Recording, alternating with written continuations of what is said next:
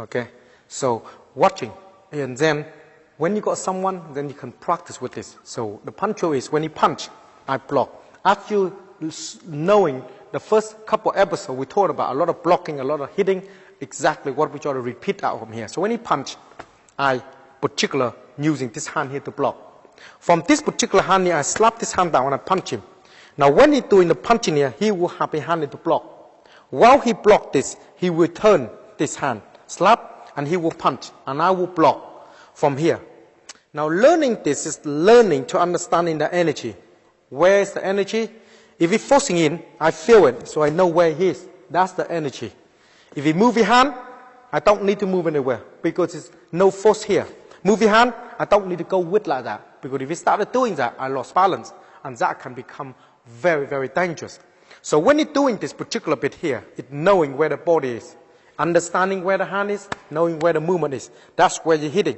When you hit, make sure you grab, because if you not grab, later on you find difficult to drop. While he's doing the movement, you relax. He will return, and then he do the same. Then you movement like this, and then you start to work, okay, like this.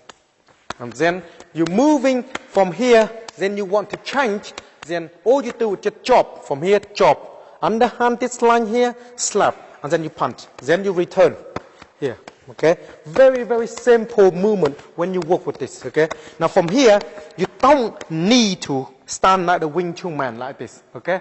You have to move in the way you want to move, because it's not fixed.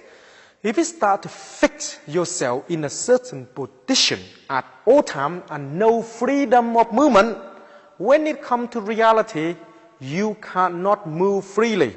Then what is the point to doing the movement if you cannot move freely? So on the movement you are trying to do, make sure your feet have to move freely the way you move. Go close as you can into the footwork, 70-30 or central, so you know exactly where to transfer the weight. Otherwise, try to be freely a little bit. Otherwise, when you work, you will find very difficult to move your body around because it's not functional. So, the learning to chop, then you change. Okay?